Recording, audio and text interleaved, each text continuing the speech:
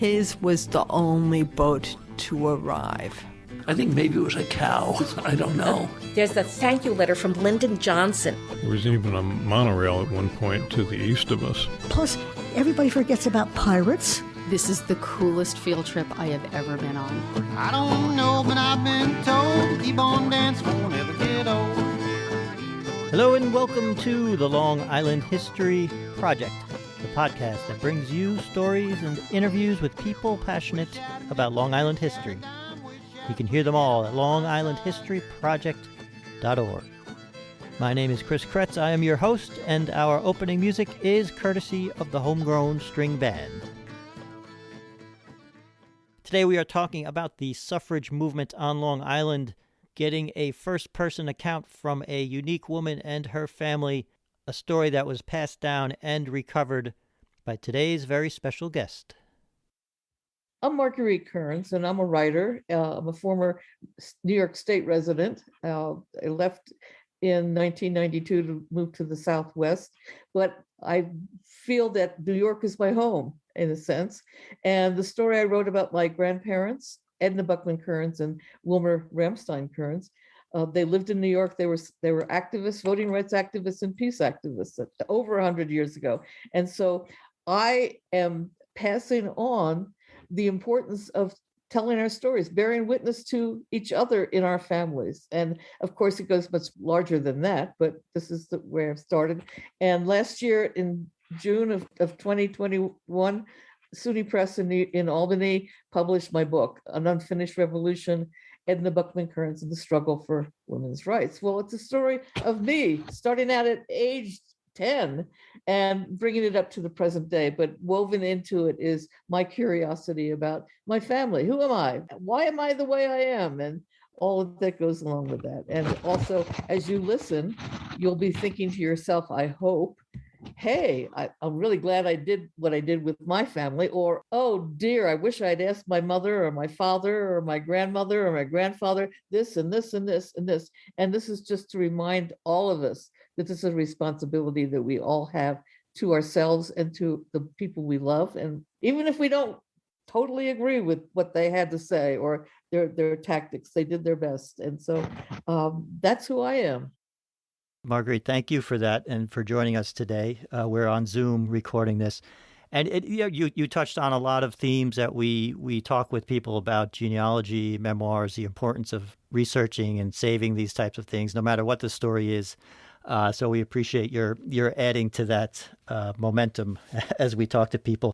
The initial question I want to start you out with or focus, because we've had a few episodes on women's suffrage and the role of Long Island and women on Long Island.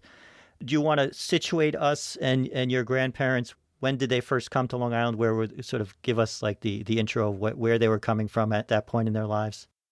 My grandparents, Edna and Wilmer Kearns, bought a house in Rockville Center in 1905. And they maintained a small apartment or a small room in New York City at the Quaker retreat center there. And she was very anxious for her daughter, my Aunt Serena is my mother's older sister, to grow up and go to school so she could get on with her women's rights organizing. And so they did it both in Long Island and also in New York City.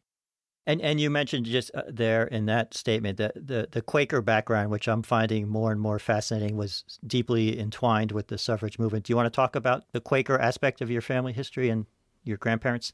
Quakers are definitely misunderstood, and many people don't realize that such a commitment like that is a leading or bearing witness to a situation, and then really examining themselves.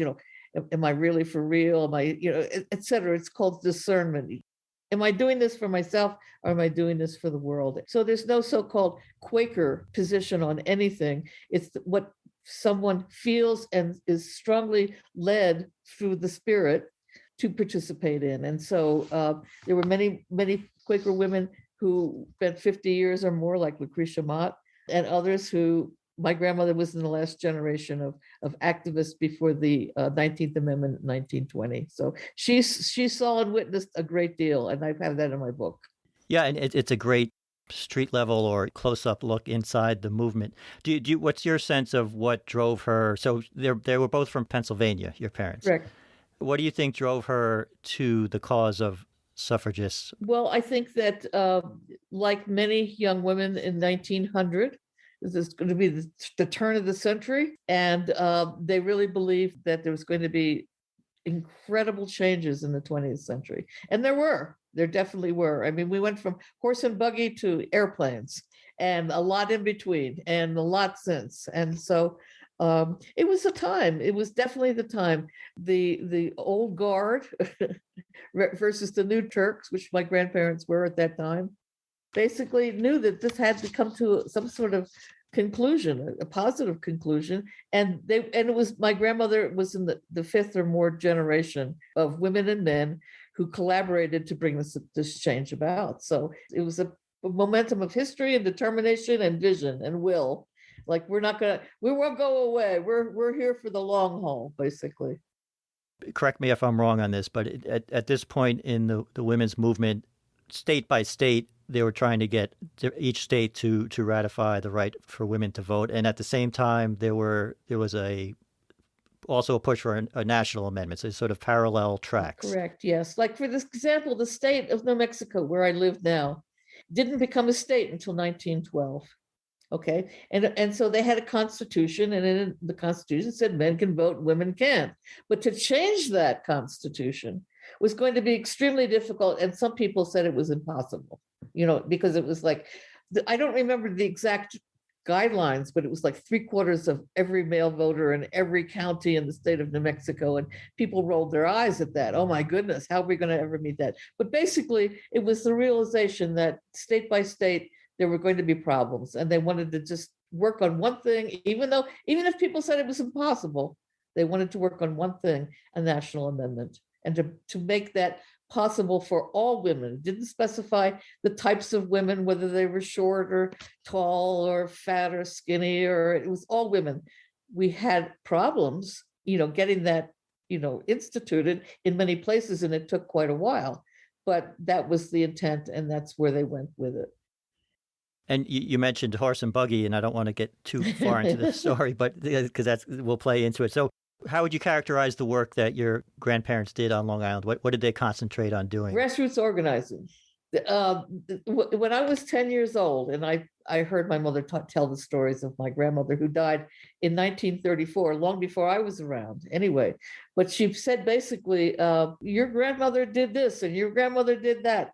And she didn't really have a feeling that she had to be a leader. She had to be in the news, but she became a journalist. She taught herself and her Quaker associates that it was really important to have a relationship with the media. It was really important to talk to everyone, from the grocer to the ticket taker on the train. I mean, even people who didn't agree with her, and they were called aunties, they were against women voting.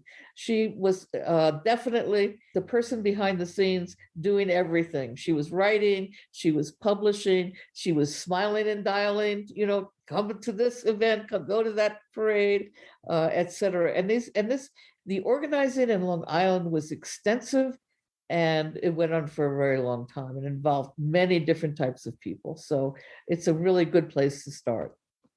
And we'll mention and promote your book. It is a great read for a lot of different reasons, but you have some of your grandmother's writing reprinted in there. And she had a piece, I don't know if it was in the Brooklyn Daily Eagle or not, about the suffrage smile and how she had to kind of keep up that positive attitude no matter what, if she was tired or, like you're saying, she was talking to someone on the train, but she was always pushing the cause. Yes. I mean, if someone calls her at 2:00 in the morning, she doesn't get up and complain. I mean, she really believed that by obtaining the right to vote for women, that things would radically change. Things did change, but they also remained the same. So that's a whole other topic to discuss. We're not here to talk about that. We're here to talk about everybody bearing witness to what they think is important in their lives, and the power and strength of bearing witness. And sometimes the bearing witness is just of one person, like my mother in the 1950s. Oh, my sister was horrified every time my mother would get on the radio, on the talk radio, and she would talk about how her children had to pour milk in their cereal because of above ground testing in Nevada. I mean, that was her way of bearing witness. Her cause. Yes, Yeah. her cause. Mhm. Everybody has a different cause. But basically, my book is about us taking responsibility of a gift to future generations and to people that are also influenced by the past. They know that we're standing on strong shoulders. They know that we have to pass the torch at some point, and we have to get people behind what we're doing. So as I connect the dots, it was interesting. So 1913, I'm going to take us to that year when the amendment for the income tax was passed, which led the suffrage movement, capitalized on that aspect. No taxation without representation. Do you want to talk about that, and then the campaign that your grandmother was so involved in terms of marketing? Yes, there were many reasons why people should support women voting. The women had to convince the men because the men had the right to vote. Women did not. And so it was a long and drawn out process. Basically, she just said, it's not fair. It's not fair if we are not allowed to vote, you can't tax us. And of course, that went its own way. But the facts still remain. There were many arguments, and this was an important one. And it was manifested in a horse and a wagon. And this was a gift from Remsen, who was a horse trader and business in Brooklyn. And he gave it to the women of Long Island and basically said, go with it and use it in your work. And of course, automobiles were coming in, and Remsen Incorporated, or whatever they were, it was a long established business, used it also for their advertising. They were very supportive to get the wagon out there, have it be seen, and have the women give speeches on it. So it was used as a platform for speaking. It was used in parades. It was used at the Mineola Fair. It was in Manhattan as well as Long Island. And it was an important symbol. And now it's in the New York State museums. And many people, thousands of people, have seen it. And the book came out, of course, last year, but it took a long time. It's basically the work of my mother and I over a lifetime. The saving of the photographs and the stories and the effort that went into it. They weren't famous. Almost all of them were volunteers. They did the best they could. They did it in their spare time. They bore witness to something that they considered an injustice. And just to stay on the wagon for a minute, because I think one of the fascinating and credit to you and your family is that you saved the wagon through your family. So do you remember as a young girl, or what's your earliest memory of seeing this wagon? And can you maybe paint a picture of this wagon that your grandmother was riding in the 1913s, but predates that in terms of when it was built? Sure. It was in my grandfather's garage in Pennsylvania. I grew up outside of Philadelphia. I moved to New York in the early 70s. But between then, I basically asked a lot of questions. I wanted to know the stories, tell me why I am the way I am. Tell me more about my grandmother. And of course, that led to 10 years of finding the photographs and figuring out who they were. But it was the wagon. And when my mother dressed us up in the summers and marched us over to my grandfather's house, and he pulled the door open, to his garage, and he rolled out the wagon, we all sat in it and we got our photos taken. And so I was aware of this wagon for a long time. And of course, I wanted to know more about it. And the book is an example of when you take everything, you bear witness. I bore witness to those who had come before me, and I was passing the torch of information. These are the stories that I heard as a child. These are the things that I found out through reading, and I passed it on to others. And so the wagon, it was in the 1960s, no, 1980s, it was around 1986. We moved the wagon from Pennsylvania to New York. It was on exhibit in Ulster County, New York, in the Hudson Valley. And then later, it was moved up to Albany, and it's become a New York State artifact, an important one. When you knew it early on, did it have writing on it? Yes. There's great pictures of the day. Yes. So I'm just curious what it looked like when you saw it Well, first. when I saw it first, it had some writing taken off. The overt Remsen. This is, Remsen is wonderful. The blatant advertising was off, but the name of the wagon was Spirit of 1776. It definitely is, in my opinion, a representation of patriotic protest. There's many types of definition of patriotism. There's patriotism, my country, right or wrong, and we march no matter what in July. And then there's another group that says patriotism is an opportunity to fix things, and that's what that was about. I wanted to bring up another name because, again, it appears in some of the writings of the letters of your grandmother, and it's a Long Island name, Rosalie Jones. Yes, Rosalie Jones. She was a Quaker. And there's many stories about Rosalie and her family. Her family was an established aristocratic family. They had a place in New York City and a place in Long Island. They were descendants of Tories. They supported the king, putting down those rebels during the American Revolution and during the suffrage movement, or the early women's rights movement, which is another way of calling it. Her mother and her sister became anti-women voting, and Rosalie became supportive of suffrage.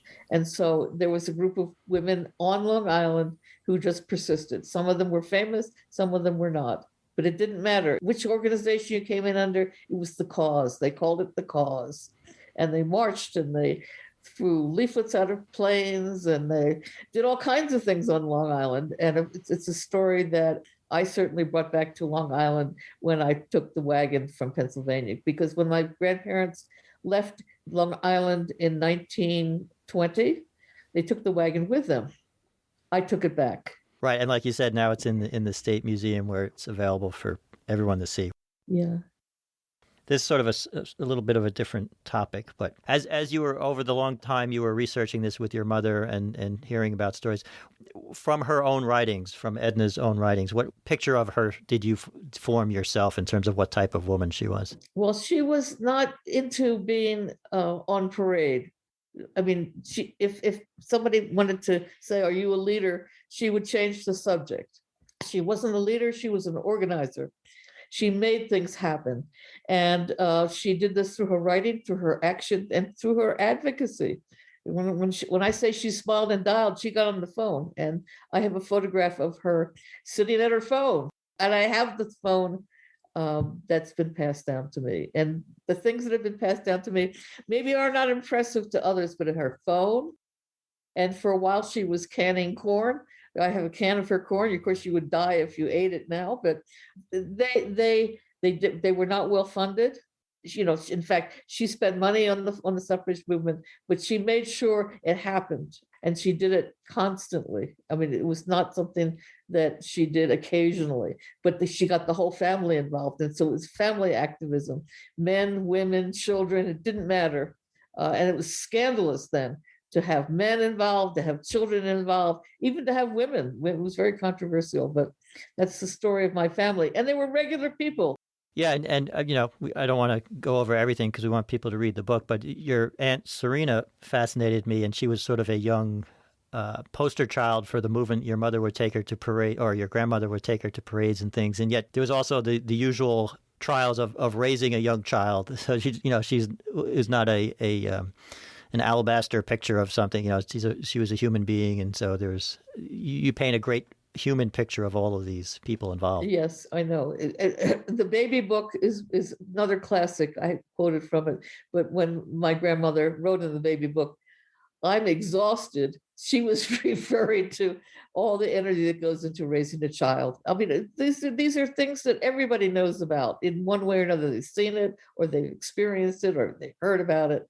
And little Serena was a problem child, but she became very much engaged in the suffrage movement. She was good as gold, but when she was bad, she was really, really bad. And when she was good, she was wonderful. And so there's photographs of her in pageants in New York City, and wonderful photograph of her holding, a leaflet. I mean, but anyway, it's part of the family activism.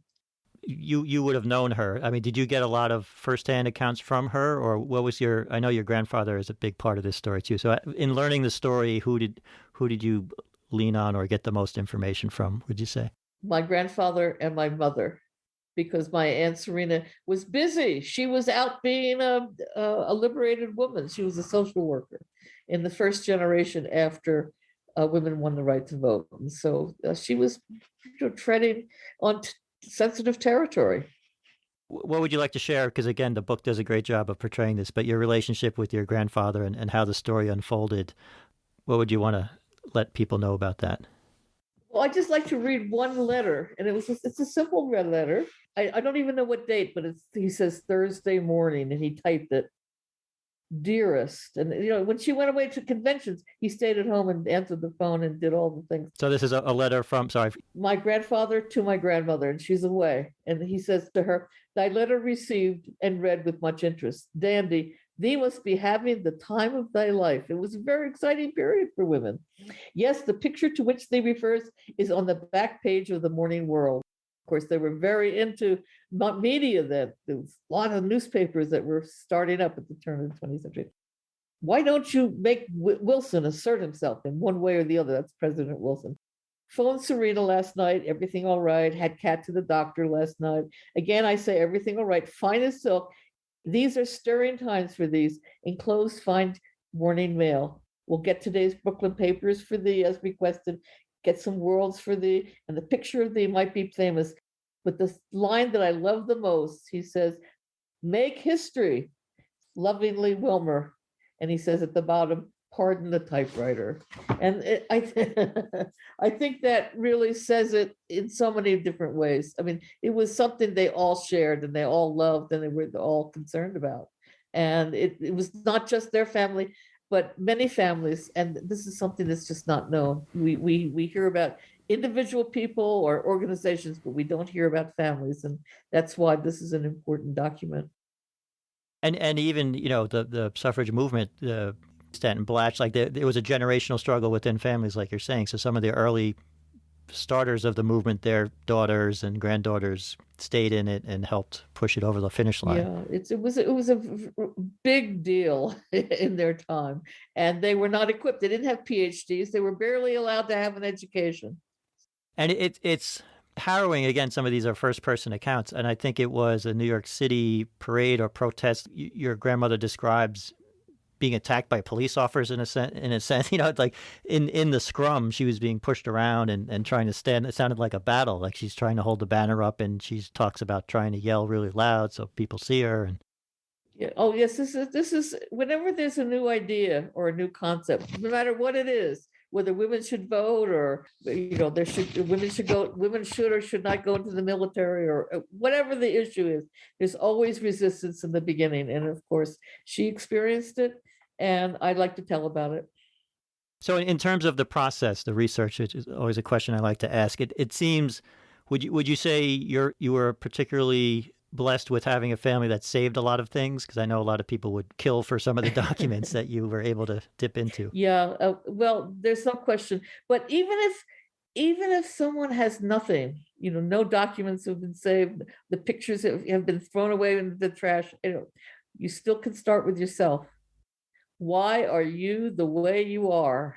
And that's how I started. I basically said, don't give me any more tea towels or blenders, Mom. I want to know something more important. I want to know about Edna. I want to know about why am I the way I am? And of course, I thought I was kind of weird. This was during when I was in college. And of course, of all things, what did I do is I set off to the civil rights movement in the South, and I got myself arrested. And of course, this caused a lot of commotion in my family. But basically, it was another way of bearing witness, of which we're all doing. We bear witness every single day. In terms of the things you were finding out about the time period and just your grandparents' lives, is there any item or thing that stands out in your mind, like, oh, I didn't know this was a thing, or in terms of the way New York was at the time? Or Well, I always wondered, what did my grandmother see in my grandfather? Why did she fall in love with him? Okay. He didn't have tons of money and all kinds of things. Well, it was right. The answer was right in front of my face, but I couldn't see it in the beginning when I started out. And by the time I got finished, I realized that he brought some very unique things: his open mind, his open-mindedness, his support. He participated, and he also did things that she couldn't do. Like he marched in the suffrage parades in the men's division in New York City and also Washington, D.C. And he was a character. He thought it was important to tell the young people, the young whippersnappers like me at age 10, what had happened, that it was in a very unusual relationship.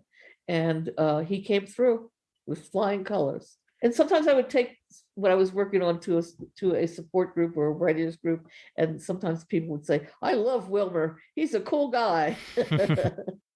I'm curious how when you sat down to write it, or as you were writing it. So, like you were saying, your grandfather didn't always pick up the next conversation chronologically. Like he would skip around as he told. So, did you consciously try to replicate that in the book, like keep it in the way that you discovered it, or how did you go about laying out how you would write the book, in what order? I would say that I was a 10-year-old. I didn't know what I was getting into. I couldn't have known. And I just had to take it like it was. It happened. I mean, I think I told the story of him marching in the men's division very early in the book. It didn't happen until much later, after he won her, after he asked her to marry him. Of course, that was a big deal. He was not a Quaker. He had to become a Quaker. He was a 6th-generation German from central Pennsylvania, and his family members fought in the American Revolution, the War of 1812, and the Civil War. His own mother, was in a Civil War orphanage. So I had to tell the story of how he came to be the person that my grandmother would fall in love with. He would become my grandfather. How did I know that? She had to do a lot of work, and he had to make a lot of changes. It was right in front of my face, but I guess I just saw him as my grandfather. I saw as my Quaker grandfather. I didn't really understand what he had to go through before I started to get into the story and figure out what had happened. How did he get to be who he was? And of course, I had to work really hard. It's a lifetime of work, but it doesn't have to be. It can be anybody's story about something important that they want to pass on as a gift to the children or the grandchildren or the great-grandchildren. Yeah, no, and I've talked to a number of people that have written stories about their high schools and, their own self-published works. Again, it's a gift to the next generation. It doesn't have to be something that you want to see on the History Channel necessarily. The impulse comes from, I guess, that idea of dedication and passing it on to the next generation.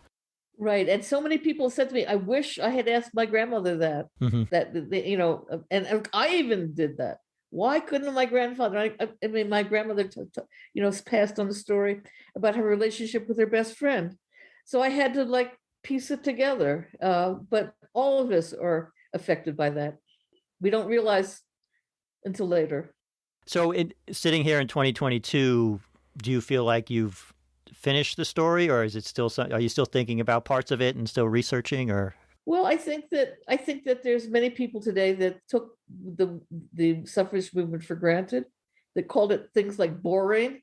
Well, as recently as 10 years ago, people said to me, "Oh, no agent's going to take your book. It's a boring subject. They don't make any money on it." And so that's when I really said, "Hey, we're going to celebrate 100 years of the 19th Amendment. Women's right to vote in the United States. Let's really spread the word." And of course, we did. Even with the pandemic, we spread the word. Women in the United States have been voting for 100 years. Is it perfect? No. Is it something that needs more work? Yes. Is equality achieved? Not yet. But we've made gains. Is there anything I haven't asked you, or anything you want to re-emphasize or make sure we include on this? Just that I want everybody out there to be aware that with every day that passes, we're losing stories. We're losing that precious gift We can give money, we can give land, we can give this, but people want to see the pictures and they want to hear the stories. They want to hear the stories that made them who they are. They want to know whose shoulders they were standing on, even if they had to jump over those shoulders. And that's what I really feel like I'm giving to everybody by this book. It's what I did with my family. They can do something more than what I did. They can do a great deal that's much less and still have it be extremely important. And it's what all of us should be doing now, whether it's about Long Island or voting rights or peace on planet Earth or solving issues having to do with climate change or whatever we're concerned about. We're bearing witness to what's happening in our own time. And we have family members who were this or that. And so it's an appeal to all of us to participate in something that's really important. I would just add, I think a lot of people are waiting for someone to ask them their story, so I wouldn't be afraid to ask, because you never know what they've been waiting to tell you, and now's the time. Right. Yeah. Well, it's the stories that you're carrying around with you that no one has ever told. You might have told it, or that you might have heard your grandmother tell it at Thanksgiving dinner, 15 years ago. But the stories that you can actually pass on and say to other generations, they did this. How do you feel about it today? What's going on in your head? Is it important to you or is it not important to you? The variations are diverse and wonderful and exciting. That's great. And again, we will link to all of your sites. And is there anything coming up, say, within the next month or two that you would want to point people to? Or Yes. Yes. Unfinished-revolution.com is the story of the book. I will be posting a 4-minute video. It's from New York State. It's Woodstock, New York. I did a program there, but I took the theme of passing standing on the shoulders. Whose shoulders are we standing on? What are we doing now? And how are we passing the torch? And they were passing the torch in 1915, and we're still passing the torch today, but it looks very different, and it should be different because we're different people in a different time. Well, we want to thank you for spending time today, and hopefully we can help pass the word a little ourselves and get people interested in not only your book, but in starting their own research into their family and what made them what they are. Absolutely.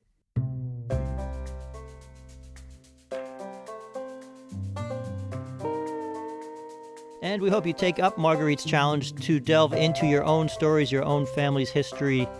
Start asking those questions. And if you'd care to share, if you want to talk about how your family's history intersects with Long Island's history, drop us a line, longislandhistoryproject@gmail.com.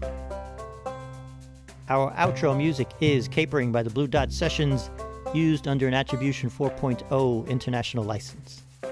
Next time out, we are talking to another unique Long Island family, diving back into the history of square dancing on Long Island, talking to the Durlockers. In 1939, he started calling square dances at the New York World's Fair that summer.